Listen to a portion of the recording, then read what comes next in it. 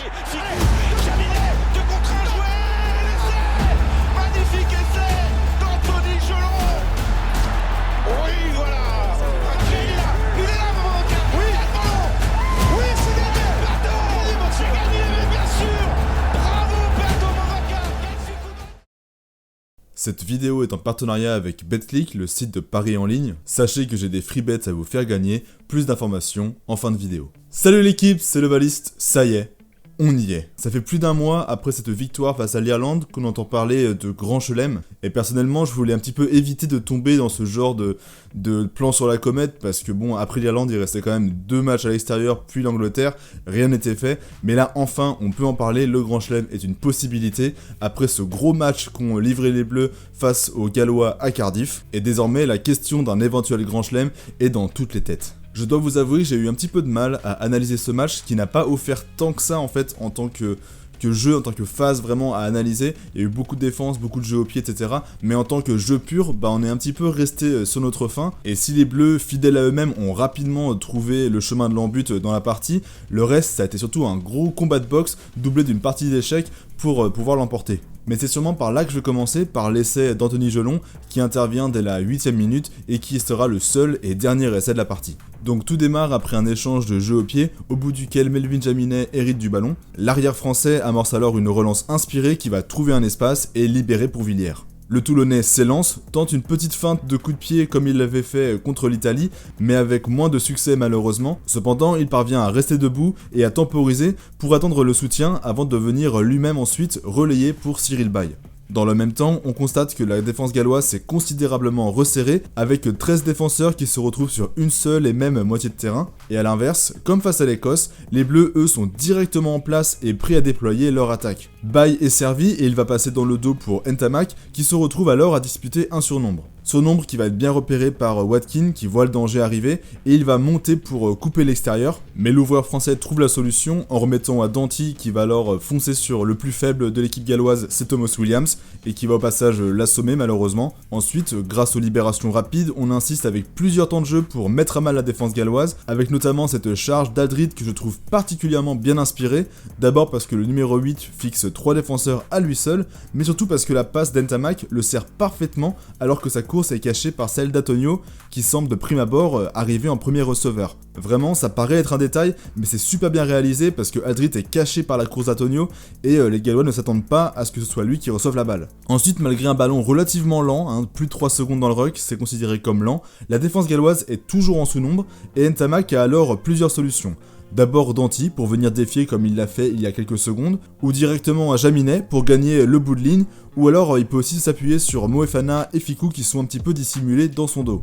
C'est la 3ème option qui va être choisie, et cela permet alors de disputer ensuite un 4 contre 2 parfaitement négocié, avec des fixes et passes dans le timing qui amènent à l'essai d'Anthony Gelon. À ce moment-là, je pensais vraiment que le match allait s'ouvrir, que la France allait commencer à trouver plus d'espace et à dérouler en quelque sorte. D'autant plus que quelques minutes plus tard, l'arrière-garde française va remporter la partie de gain de terrain. Jaminet d'abord, Ntamak ensuite et Dupont enfin réussissent par leur coup de pied à faire courir le 3ème rideau gallois en trouvant des espaces, ce qui force finalement Josh Adams à dégager dans son propre camp, et donc il concède une touche dans ses 40 mètres alors que l'échange avait commencé à l'entrée des 22 mètres tricolores. Cela offre ainsi une bonne munition pour le 15 de France, mais au passage le lancer va être contrarié par Will Rollands qui va contrer le lancer tricolore, et au final l'arbitre va revenir à une mêlée bleue sur les 50 mètres. Comme souvent, Dupont, après son introduction, va attendre le dernier moment pour se détacher rapidement de la zone de la mêlée et pour se placer en premier receveur. Ce qui permet d'abord d'ajouter un joueur supplémentaire dans la ligne d'arrière, et ça c'est toujours précieux, mais aussi puisque c'est Aldrit qui va relever le ballon,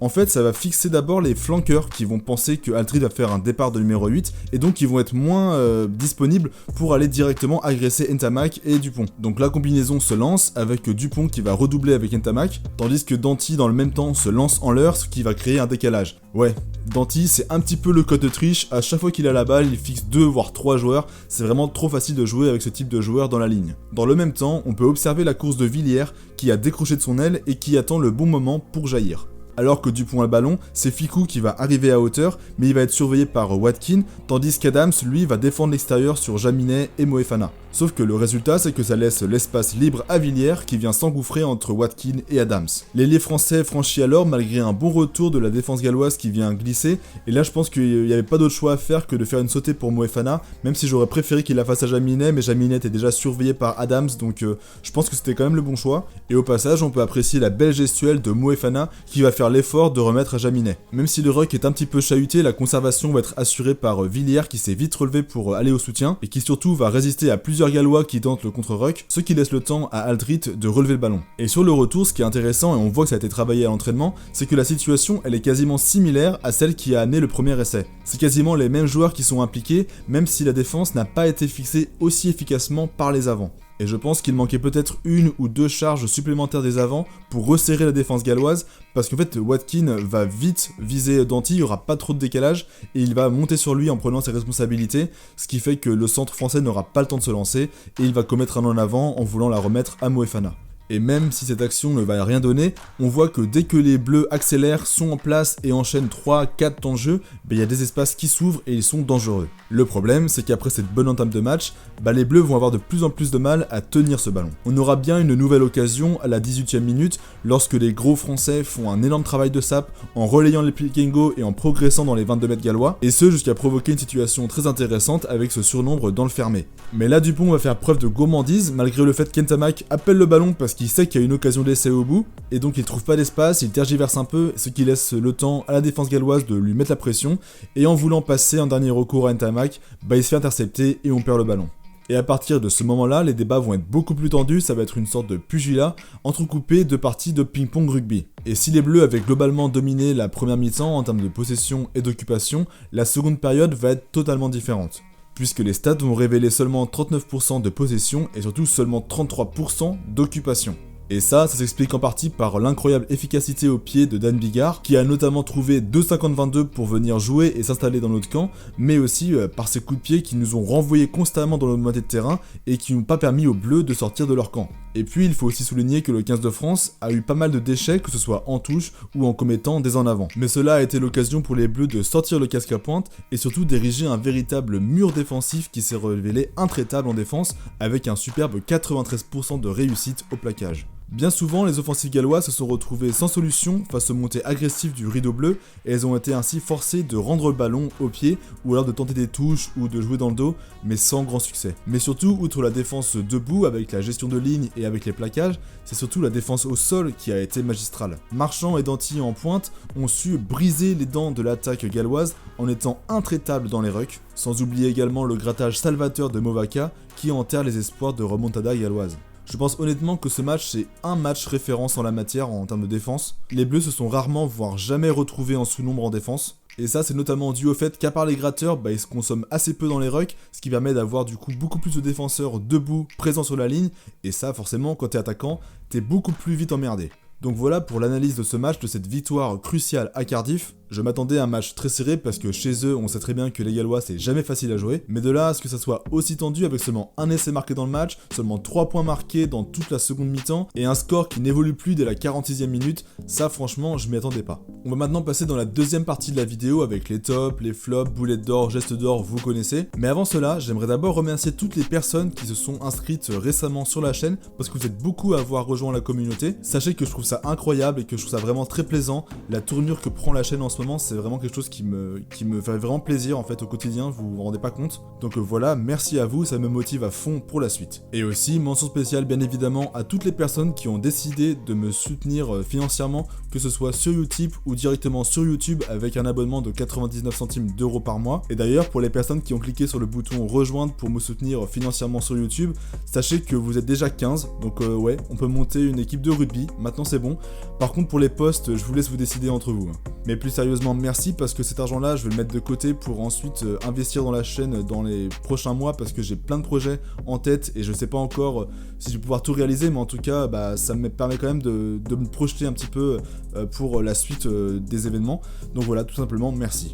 Donc pour les tops, si je devais choisir un avant gallois, ce serait bien évidemment Taoulepe Faletao, qui a globalement été le seul joueur de son équipe à vraiment causer du tort à la défense française. Son retour dans le pack écarlate a redonné des couleurs à un pack gallois qui était un petit peu terne, et bref, c'était juste vraiment un grand joueur. Derrière, je l'ai déjà mentionné, mais Bigard a vraiment été pénible à jouer, même si dans le jeu courant, il n'a pas été si influent que ça. Par contre, dans le jeu au pied, il nous a clairement dominé, même si l'arrière-garde française n'a pas démérité. Je trouve que dans ce domaine, il a vraiment été au-dessus du lot, et il nous a quand même pas mal embêté en nous repoussant constamment dans notre camp. Côté français maintenant, évidemment, j'ai adoré le match de Marchand, qui nous a sauvé la mise plusieurs fois avec des grattages très opportuns, mais j'aimerais aussi souligner le match de Villemc, qui a tenu 80 minutes, 1h20 à distribuer des bûches. Il termine d'ailleurs meilleur plaqueur de l'équipe avec 100% de réussite sur ses 13 plaquages tentés. Derrière, Jaminet a clairement redressé la barre par rapport à ses précédentes sorties. Il a été impérial en l'air, son long jeu au pied est toujours précieux, et surtout c'est sa relance qui permet de débloquer la situation et d'amener au premier essai de la partie. Et sinon, forcément, je me dois de parler de Danti. C'est un véritable deuxième numéro 8 ou troisième flanqueur. C'est à vous de voir. Ses plaquages ont été nets, précis, ses charges ont été puissantes et vraiment dévastatrices. Avec lui dans la ligne, je l'ai déjà dit, mais tout devient plus facile parce qu'il consomme beaucoup de défenseurs, mais aussi il plaque très bien, il gratte comme un troisième bar dans les rucks. Franchement, c'était un match très abouti de sa part. Et comme d'habitude, je rappelle que j'ai pas pu mentionner tous les joueurs qui ont été sur le terrain, mais maintenant c'est à vous de me dire dans les commentaires quels sont vos flops et vos tops. Pour la boulette d'or maintenant, je rappelle que lors du dernier match, c'était Harris qui avait été élu boulette d'or par rapport à sa passe un peu foireuse pour Stuart Hogg. Et aujourd'hui, on a deux prétendants. Alors d'abord Dupont, qui comme j'ai dit bouffe la feuille sur son action où il tergiverse et il donne sans vraiment regarder, il se fait intercepter et on perd la balle sur une action qui pouvait aller à l'essai. Mais sinon il y a ce joli déblayage de Thibaut Flamand qui vient retourner littéralement Josh Adams inutilement alors que l'arbitre avait déjà sifflé, et heureusement ça n'était qu'une simple pénalité parce qu'on a déjà vu des cartons rouges sortis pour ce genre d'action sur des rucks et ça aurait pu vraiment changer la donne si jamais il avait été exclu du terrain. Donc à vous de me dire qui est la boulette d'or dans les commentaires. Et pour le geste d'or, la dernière fois c'était Cyril Bay qui avait été élu geste d'or du match avec sa remise à l'intérieur pour Yoram Moefana, et pour ce prix là encore vous avez deux choix. Donc d'abord Dan Bigard pour ses 2,50-22 qui ont été trouvés dans le match, deux superbes ogives qui ont été tapés depuis ses 22 mètres. Franchement, c'est un vrai pied de mammouth qu'il a. Et puis sinon, on retrouve encore Dupont. Bah ouais, il peut être boulette d'or et geste d'or à la fois. Je le cite pour sa passe après contact entre deux défenseurs pour Gelon alors qu'il venait de passer en revue la défense galloise. Je pense qu'avec ce genre de geste de classe, on peut lui pardonner la boulette. On arrive à la fin de la vidéo, mais avant que vous ne partiez, je rappelle que cette vidéo est en partenariat avec BetClick, avec qui je suis affilié. Et aujourd'hui, puisque les Bleus ont la chance de disputer un grand chelem, BetClick a décidé de vous offrir 200 € de free bet. Donc moi, ces 200 €, je vais pas les donner directement à un abonné, je vais les diviser en 10. Donc le but en gros, c'est que vous mettez en commentaire hashtag freebet avec votre nom BetClick, donc votre pseudo BetClick, et moi je vais choisir au sort 10 personnes qui toucheront alors 20 € de free bet. Donc voilà, je vous mets tout en description si jamais vous n'avez pas bien compris. Maintenant les Bleus vont devoir aller chercher le grand chelem face aux Anglais samedi soir, et j'aurai la chance d'y assister. J'ai pris mes places juste après France-Irlande, ils en avaient relâché quelques-unes, et je sais pas comment je les ai eues. En tout cas, sachez que pour un grand chelem de la France, la cote elle est à 1,33, tandis que si vous pensez en revanche que la France ne va pas faire le grand chelem, bah la cote elle est à 3,25. Donc là, c'est à vous de voir comment vous le sentez. Par contre, je rappelle bien évidemment que les paris, c'est réservé d'abord aux personnes majeures, mais aussi que les paris, c'est pas anodin. Donc quand vous pariez, il faut aussi prendre en compte que vous devez parier que ce que vous pouvez vous permettre de perdre, parce que les paris, ça peut représenter une source d'addiction, d'endettement ou encore d'isolement. Gardez à l'esprit que parier, c'est juste un loisir, c'est un moyen de vivre plus intensément son match, de vivre son match d'une autre manière, mais c'est pas un moyen de s'enrichir sur le long terme, pas du tout. Donc ça paraît évident comme ça, mais je trouve ça important de le préciser. Bref, merci BetClick pour les free bets. Maintenant, c'est la dernière ligne droite pour un titre, voire un potentiel grand chelem pour la première fois depuis 12 ans. Allez les Bleus, on est tous derrière vous. Moi, je vous dis à la prochaine. Bye l'Ovalie.